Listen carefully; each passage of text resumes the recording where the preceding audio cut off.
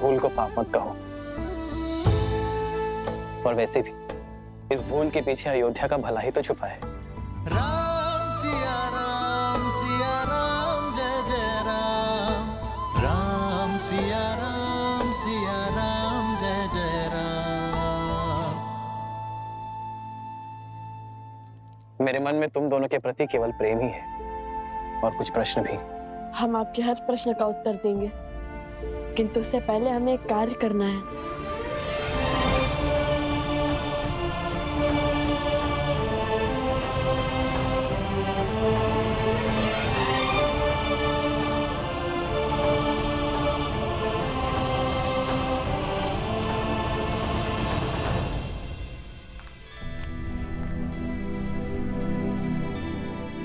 क्षमा कर दीजिए हमें ज्येष्ठ राजानुज, जिन्हें स्वयं श्री राम ने क्षमा कर दिया।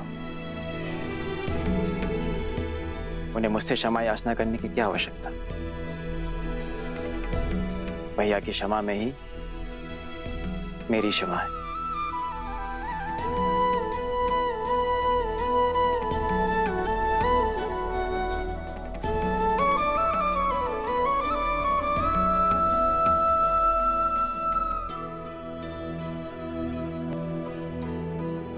आप तीनों के भी अपराधी हैं हम, क्षमा कर दीजिए।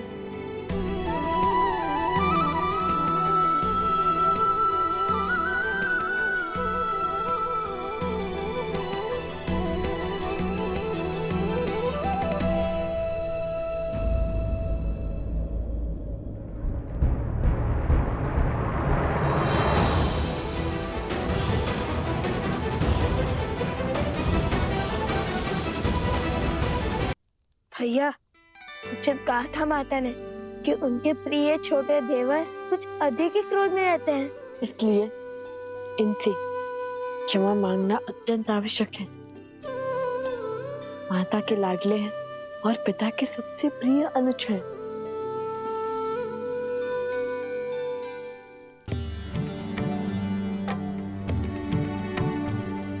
आप देख क्या रहे हैं? लक्ष्मण भैया प्रतीक्षा कर रहे हैं। क्षमा मांगिए। आप दोनों रुक क्यों गए? भय से। किसका भय है?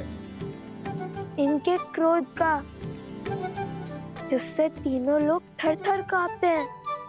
सुना है हमने कि शूर्पणखा की क्या गति बनाई थी और किष्किंधा नरेश को उनकी ही नगर में जाकर ललकारा था।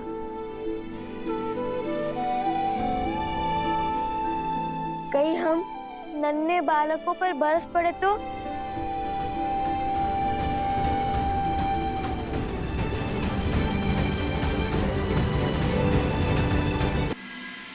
जाइए।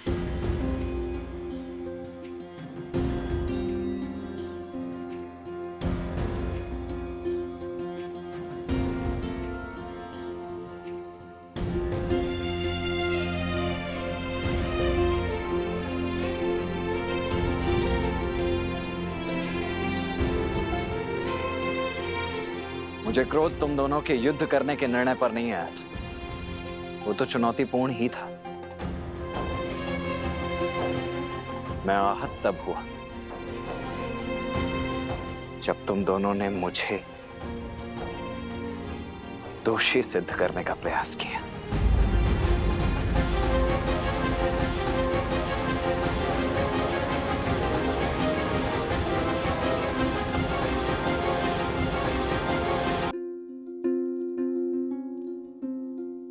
मुझे क्रोध तुम दोनों के युद्ध करने के निर्णय पर नहीं आया था।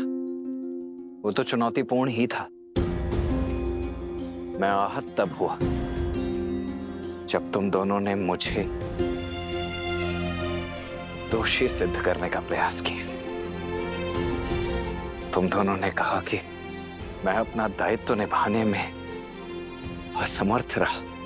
पहले तो श्री राम की बात ना मानकर माता सीता को वन में अकेला छोड़ा है।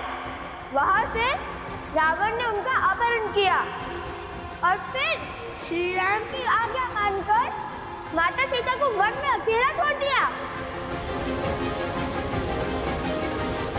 परंतु मेरा ईश्वर साक्षी है यदि मेरा वश चलता तो मेरे सिया राम न तब एक दूसरे से विलग होते, ना ही अब।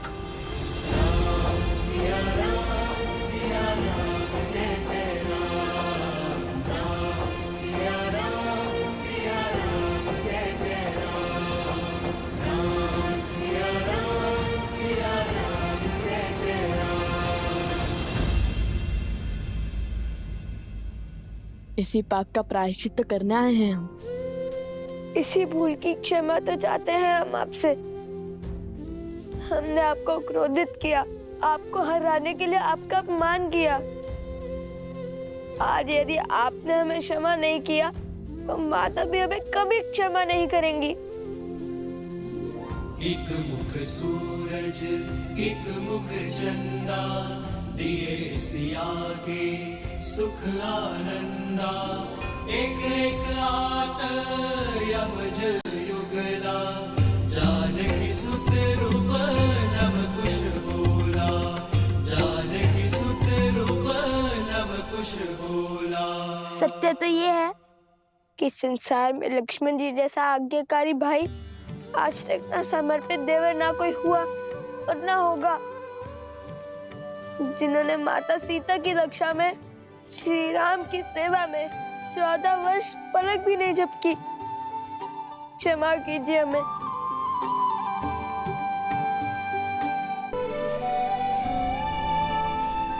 अंततः आज ज्ञात हो ही गया कि वीरता के साथ साथ विनय भी है तुम दोनों में। यशस्वी भव।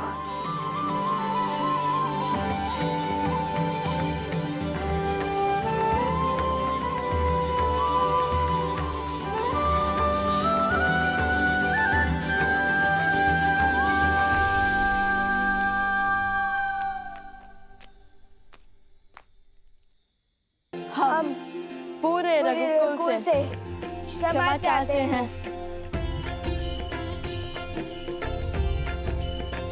अयोध्या में तुम्हारा स्वागत है लवकुश।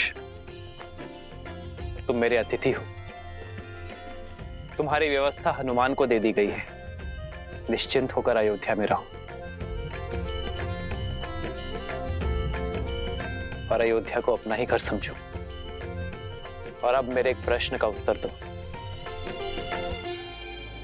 तुमने मुझे और जानकी को मिलाने के लिए मुझे ही चुनौती दे बैठे। इतना बड़ा संकट उठाया, अपने प्राण तक दांव पर लगा दिए। दो अपरिचितों को मिलाने के लिए इतना कुछ क्यों किया तुम दोनों ने? उस भूल के लिए हम क्षमा प्रार्थी हैं। हमें स्वयं अब समझ में आया है कि हमारा युद्ध आपसे कभी था ही नहीं, बल्कि आप जिस प्रजा को बचाना चाह रहे हैं, हमारा युद्ध तो उसके सोच के विरुद्ध था। उस लोक पाप के विरुद्ध जिसके कारण आप और माता सीता अलग हुए। ये संसार उचित अनुचित, धर्म और अधर्म, न्याय और अन्याय का अनूठा संगम है लवकुश। किंतु जब जब कुछ अनुचित घटता है तो उसका दायित्व लेकर अनुचित को उचित करने का प्रयास करना चाहिए, ना कि अनुचित को अनुचित सिद्ध करने का प्रयत्न। और हर बार उचित अनुचित का भेद मिटाने के लिए शस्त्र नहीं उठाने पड़ते लवकुश। दृढ़ निश्चय कर समाज को समझाने की पहल करनी होती है। मेरा और सीता का पृथक होने का निर्णय भले ही हम दोनों का था, किंतु हमें मिलाने का निश्चय हम समाज से चाहते हैं। और हमें पूरा विश्वास है कि एक दिन ये समाज अपनी सोच अवश्य बदलेगा। आपका निश्चय अब हमारा उद्देश्य है।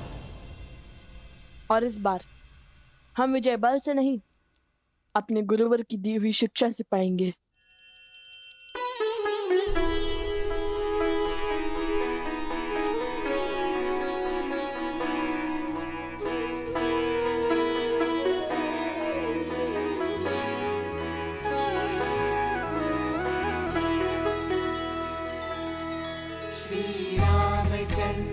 कृपालु भज मन हरय भव भय दारुणम् नव कंज लोचन कंज मुख कर कंज पद कंजारुणम् भगवान के अवतार का केवल नहीं गुणगान है ऐसे नारायण बने नर इसका पावन ज्ञान है सिया राम सिया राम सिया राम सिया राम सिया राम सिया राम सिया राम सिया राम।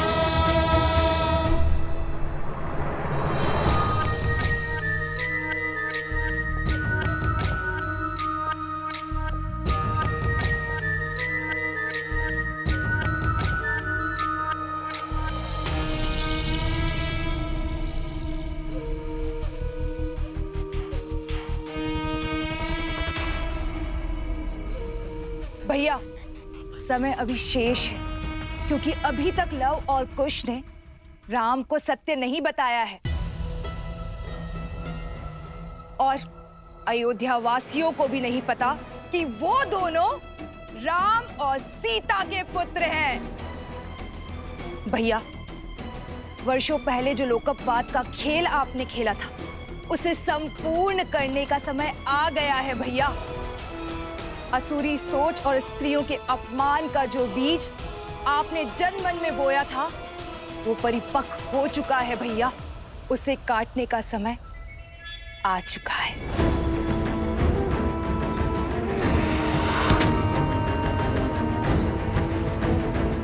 अब होगा मेरी माया का शंखनाद। लव कुश जहां भी जाएंगे पुरुषों द्वारा स्त्रियों का अपमान ही देखेंगे।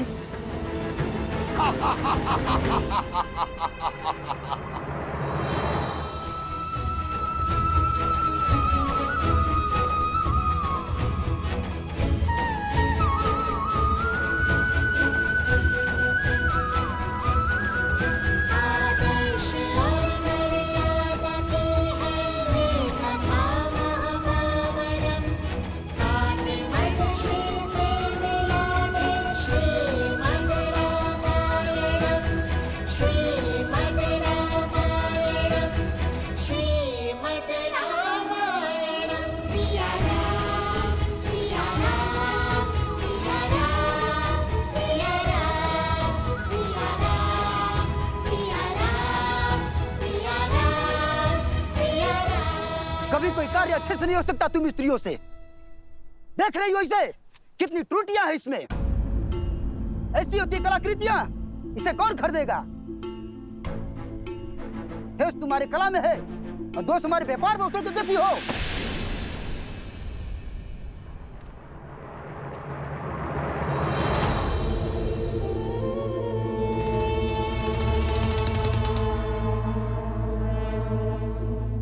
अद्भुत। महाराज की माया ने अपना असर दिखाना प्रारंभ कर दिया है। अरे अरे अरे, सबके सामने अपनी पत्नी का अपमान करते हुए लज्जा नहीं आती तुम्हें?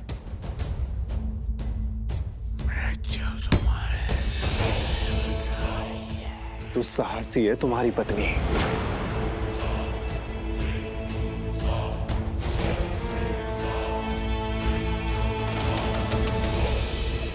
अन्य पुरुष से बात करते लज्जा नहीं आती तुम्हें? घर चलो, आज तुम्हें ज्ञात होगा कब किससे और कैसे बात करनी चाहिए। दोस्तासी।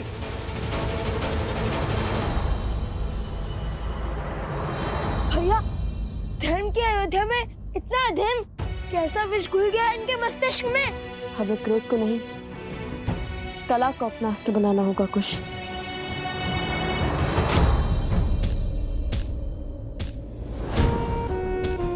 भैया, वो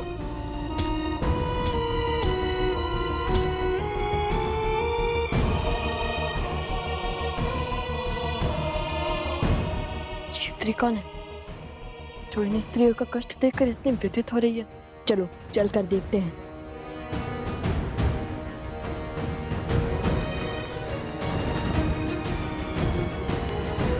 अशुभ है बड़ी बहू के साथ पूजा करना। बड़ी बहू, तुम पूजा से उठ जाओ।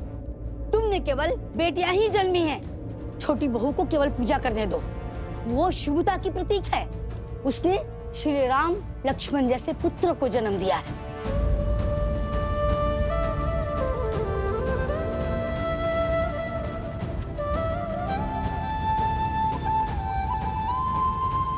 लगता है अयोध्या को केवल श्री राम की आस है, माता सीता की नहीं। पुत्र में राम कहाँ से देखेंगे जब तक पुत्री में सीता नहीं देखेंगे।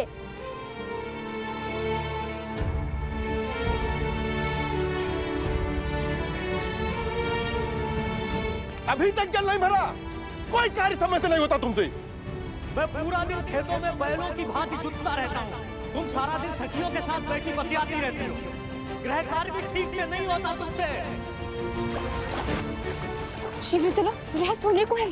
हाँ, यदि मेरे पति ने मुझे सूर्यास्त के बाद घर से बाहर देखा तो अनर्थ हो जाएगा। महारानी सीता के त्याग के पश्चात सोचा था परिस्थिति बदल जाएगी, किंतु सब विपरीत ही हो गया है। चलो।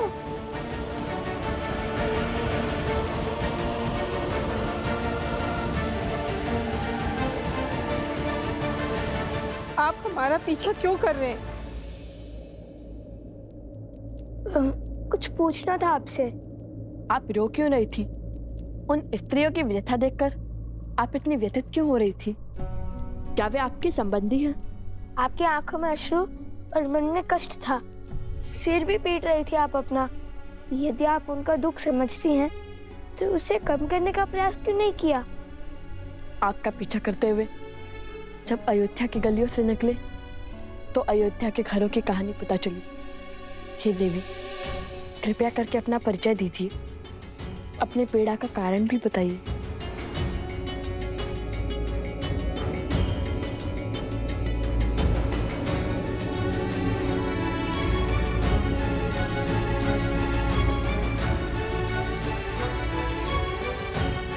मैं हुआ भागन हूँ जो प्रभु राम के समक्ष न्याय की गुहार लेके गई थी।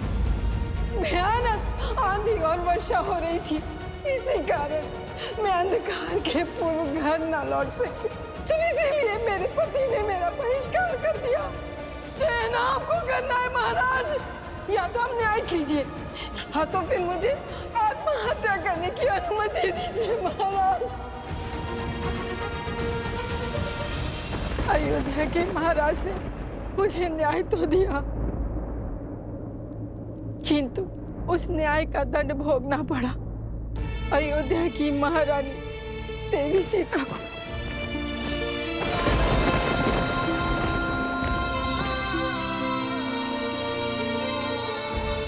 लोकापात के श्राप ने अयोध्या के हर घर को ढस लिया। मैं वो पापन हूँ जिसके कारण इस समाज ने सीता और राम को भिन्न किया। मैं ही वो पापनी हूँ, इस अधर्म की उत्तरदायिनी हूँ। मैं तो स्वयं को मार के इस पीड़ा से मुक्त भी नहीं हो सकती, क्योंकि मैं एक माँ हूँ। और अगर मैं मर गई तो मेरे बाद मेरे संतानों को कौन संभालेगा? कौन संभालेगा? कौन संभालेगा?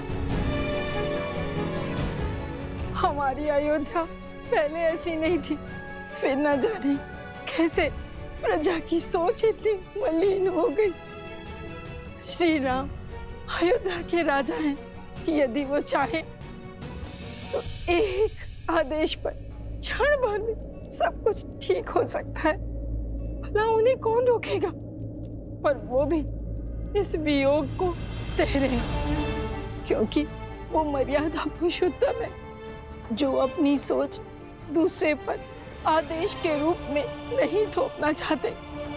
वो चाहते हैं कि स्वयं की अनुभव से अयोध्या की प्रजा की सोच बदले, पर ना जाने ये कब संभव होगा, ये कब संभव होगा।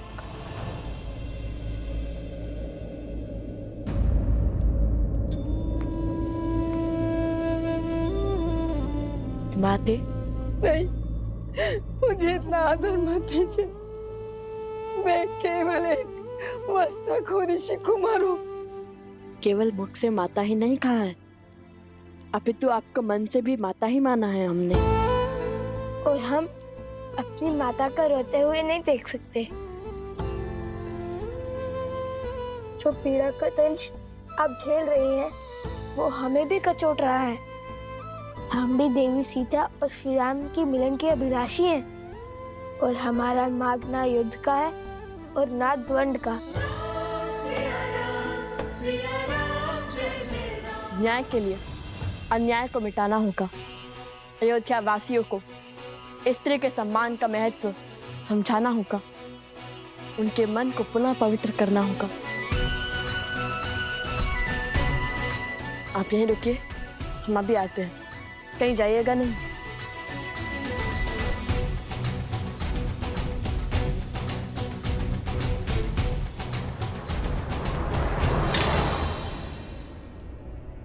अरे भीतर कहाँ चले जा रहे हो? श्री राम से मिलने। और हम तुम्हें जाने देंगे?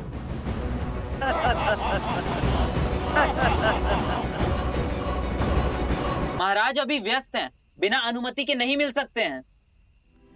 जाकर कहिए ना उनसे कि हम अति आवश्यक विषय में मिलना चाहते हैं उनसे। देखिए, आप हमारी बात को समझिए। हमारा जाना बहुत ही महत्वपूर्ण है। अरे जाओ यहाँ से। अरे मैंने कहा ना, जाओ यहाँ से। कृपया करके हमें जाने दो ना।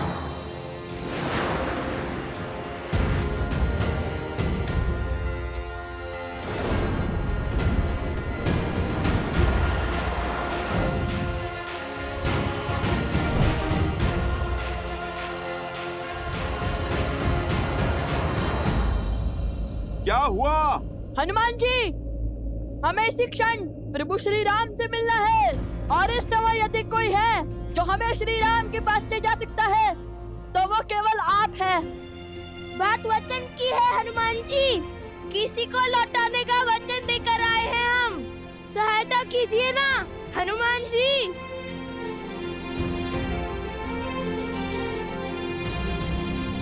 वचन में बंधे हैं तो सहायता करनी ही होगी। रघुकुल वंशियों का वचन टूटना नहीं चाहिए।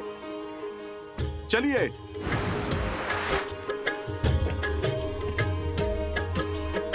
जय श्री राम।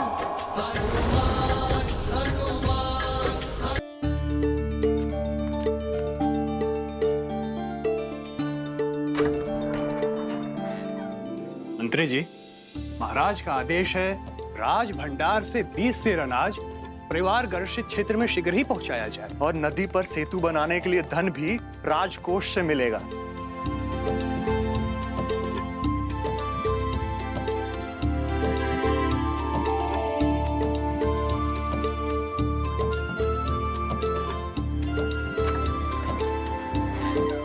अद्भुत। इतने बड़े कौशल राज के महाराजा होने के बाद भी सूर्यास्त के पश्चात वे कार्य कर रहे हैं। पिता किसके हैं?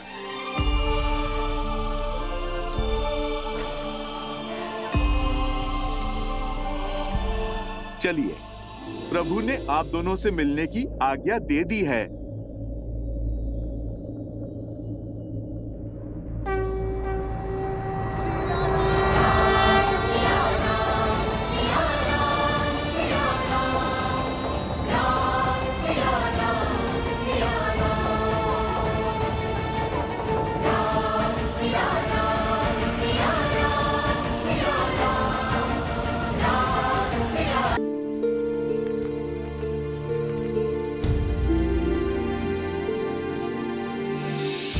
जन्म जन्म का है ये संगम, राम रतन सीता वैभव धन।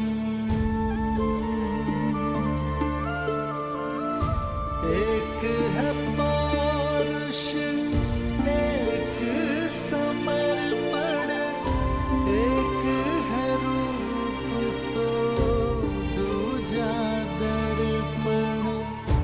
कहने को तो महलों के राजा, कौशल के महाराज, किंतु जीवन माता सा सरल जीते हैं।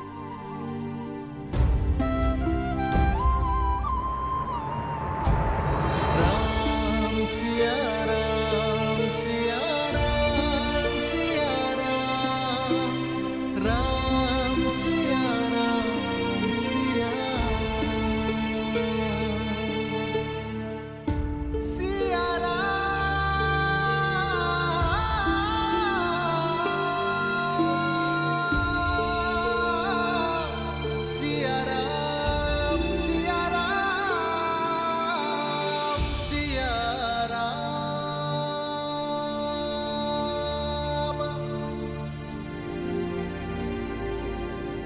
मुझे देखकर पीड़ा होती है या भय?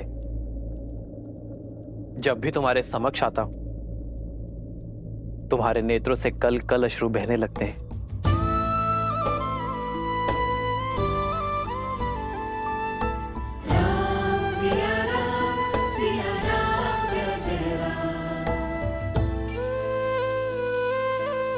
कितनी तुच्छ सोच थी हमारी,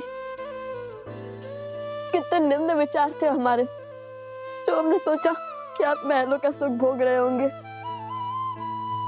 और माता सीता बन के दुख।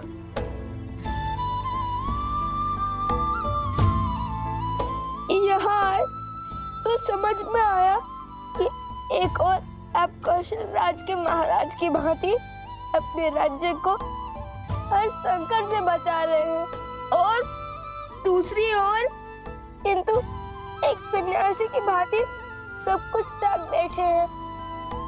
ये वनवास केवल माता सीता का नहीं बल्कि प्रभु श्री राम का भी है। राम सिया राम जय जय राम। इतनी पीड़ा माता सीता को श्री राम के लिए हुई है, उससे अधिक पीड़ा श्री राम के मन में माता सीता के लिए है। सिया राम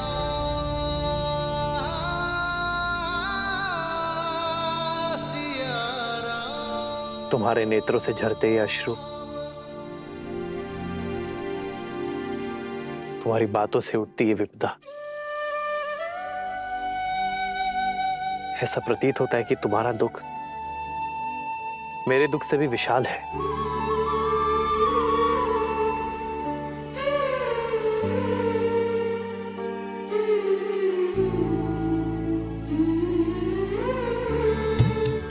दोनों एक हैं, बस यही सच है। राम लक्ष्य और राम ही पथ है। विरह की आग में जले सिया राम। एक है तन और एक है प्राण। सिया राम सिया राम सिया राम।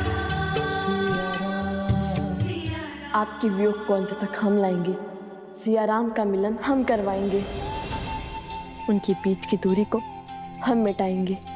और ये कार्य तभी पूर्ण हो सकता है जब अयोध्या का हर एक व्यक्ति स्त्रियों का महत्व समझे, पत्नी, माँ और बहन का मूल्य जाने, और स्त्रियों को अपने समान माने। और प्रजा की निम्न सोच को बदलने का मार्ग है हमारे पास, ऐसा मार्ग जो सीधा भी है और सरल भी, जो आपको भी भाएगा और माता सीता को भी।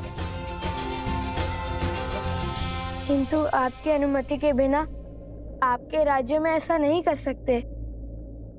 कैसा मार्ग?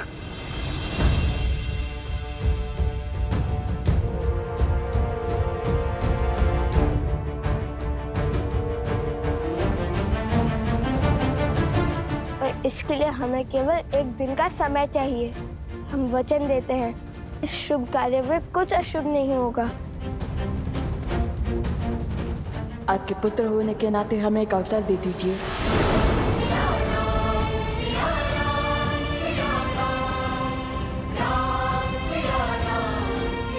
वो आपने कहा था कि महारानी सीता हमारी माता समान हुई, तो आप भी तो हमारे पिता हुए, है ना श्री राम?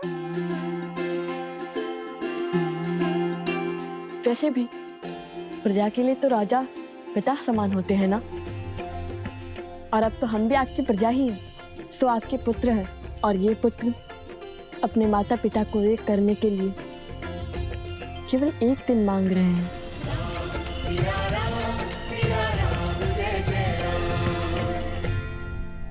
मान जाइए ना प्रभु, मुझे लवकुश पर पूरा विश्वास है।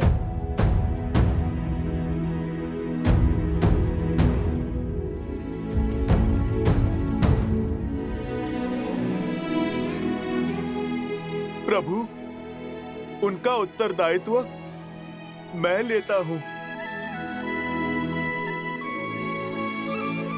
और फिर यदि ये कार्य सफल हुआ तो ये राज्य पूरा खुशियों से भर जाएगा प्रभु। हर संकट टल जाएगा प्रभु।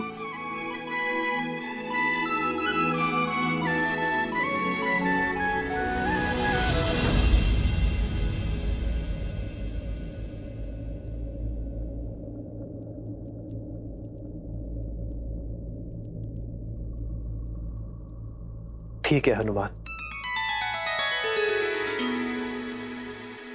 उठो,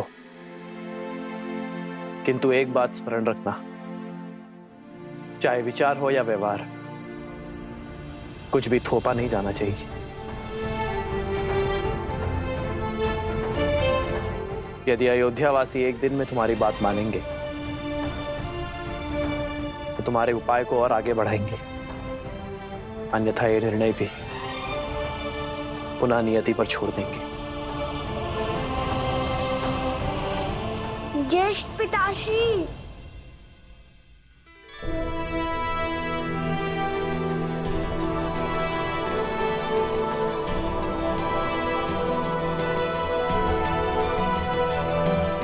क्षमा कीजिए, किंतु हमने छुपकर आपकी सारी बातें सुन ली। लगता है हमारे भाई तुम्हारी ही तरह नटखट भी हैं।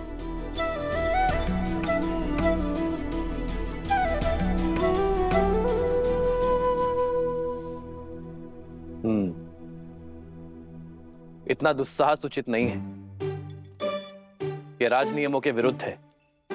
तुम लोगों से भूल तो हो गई है, अब इसका दंड भी अवश्य मिलेगा। नहीं पितामह, हम ऐसा कभी नहीं करते, किंतु बात बड़ी माता से जुड़ी हुई थी तो हमसे रुका नहीं गया। और फिर लव भैया और कुश भैया के उपाय में तो हमारी रुचि थी ही। भैया? जो आपको पिता मान रहे हैं वो हमारे भैया ही हुए ना। मंगल भवन मंगल हारी, द्रवहु सुदशरथ अजर बिहारी।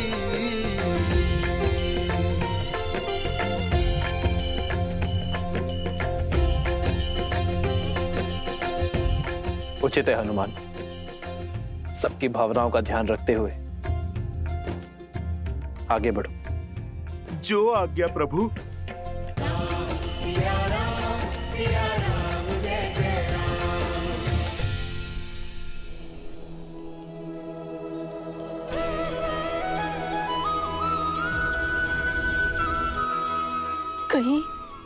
कहीं एक स्वप्न तो नहीं है?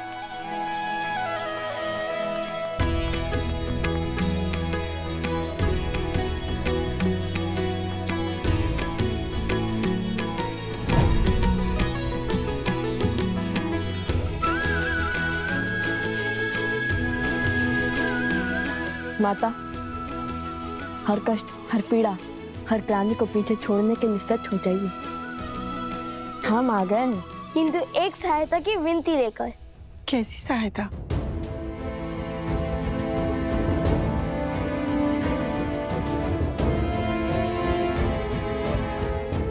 अवश्य, मैं ये कार्य अवश्य करूंगी। आप निश्चिंत रहिए, बस मुझे आज्ञा दीजिए।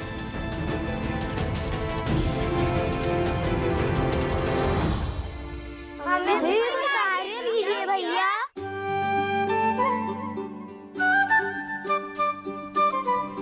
अवश्य, तुम सब एक स्थान की व्यवस्था करो जो हमारी योजना में उपयोगी हो।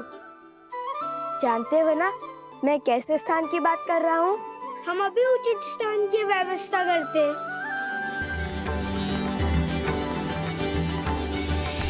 हर कोई इस योजना का अंग बन रहा है। आप मुझे भी तो कोई कार्य दीजिए, बताइए मुझे क्या करना है? हनुमान जी, आप जब हमारे पास थे तब हम आपकी कितनी सेवा करते थे, आपको अपने हाथों से ग्रास खिलाते थे। पर हम जब से यहाँ आपके अतिथि बनकर आए, आपने तो हमसे एक बार भी भोजन के लिए नहीं पूछा। भोजन क्या, मैं आपको 56 भोग खिलाता हूँ। आप दोनों चलिए, आइए।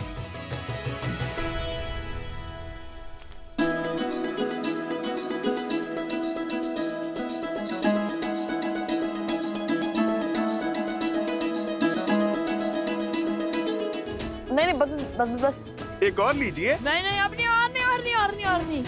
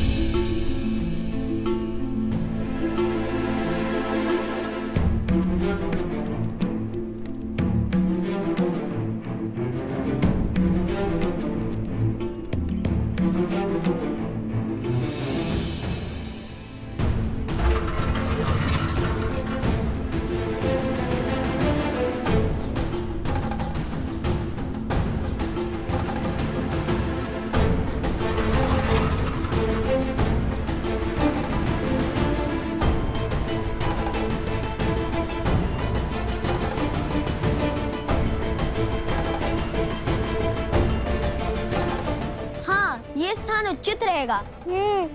महल के इस भाग को अब राज परिवार तो उपयोग करता नहीं। आत्मा तृप्त हो गई भोजन खाकर। अब चलिए हनुमान जी। अब क्या होगा? विस्फोट। विस्फोट।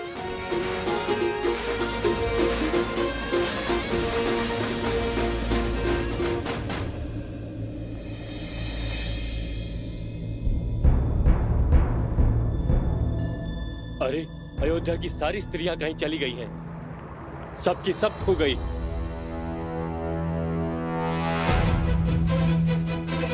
अरे कहाँ गई सब? खोजो उन्हें। मेरी पत्नी को देखा क्या? नहीं देखा। अरे मिली कोई? नहीं मिली। मेरी पत्नी भी नहीं मिल रही है। चलो साथ में चलकर खोजते हैं। हाँ, चलो, चलो। अरे तुम्हारी पत्नी मिली? नहीं, नहीं मिली। और तुम्हारी? नहीं। ऐसे कैसे लुप्त हो गई? माता और बहनों, हमारे आपसे केवल एक विनती है। चाहे आपका पुत्र, पति या पिता कोई भी विपदा में हो, ये मत भूलिएगा कि ये युद्ध केवल माता सीता के लिए नहीं है। ये आप सबके मान सम्मान का द्वंद है। यदि पुरुषों को लगता है कि संसार को चलाने का दायित्व और सृष्टि के निर्वहन का कर्तव्य वो निभा रहे हैं, तो ये उनकी बड़ी भूल है। क्योंकि बिना स्त्री के ना घर चलता है और ना ही समाज। स्वयं नारायण भी लक्ष्मी के बिना अधूरे हैं। जब तक अयोध्या में राम राज्य की स्थापना नहीं होगी, तब तक श्री राम और माता सीता का वियोग समाप्त नहीं होगा। और जब तक सिया राम एक नहीं होंगे, तब तक रामायण कभी संपूर्ण नहीं होगी। हाँ हाँ, हम आपके साथ हैं। आप जो कहेंगे हम वो करेंगे। हाँ हाँ, हम आपके साथ हैं। हाँ हाँ, हम आपके साथ हैं। चलिए हम सब मिलकर महादेव से इस कार्य के सफल होने की प्रार्थना करते हैं। हर हर महादेव! हर हर महादेव! हर हर महादेव! हर हर महादेव! हर हर महादेव! हर हर महादेव! पूरे नगर में एक भी स्त्री नहीं है।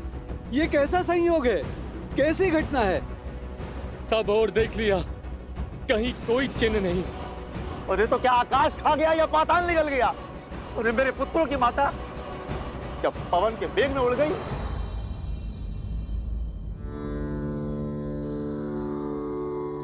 श्री राममं श्री राममं श्री राम। चलो। श्री राम राम रमेति रमे रामे मनोरमे सहस्रनाम तत्तुल्यं राम नाम वरानने। श्री राम राम रमेति रमे रामे मनोरमे सहस्रनाम तत्तुल्यं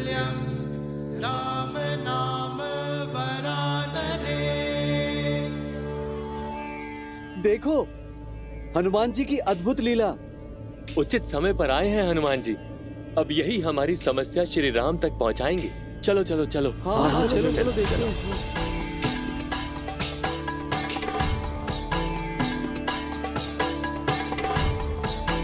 हनुमान जी, हनुमान जी, एक बहुत बड़ी विपदा आन पड़ी है, सहायता कीजिए हनुमान जी। इसलिए आपका ध्यान तोड़ना पड़ा हमें।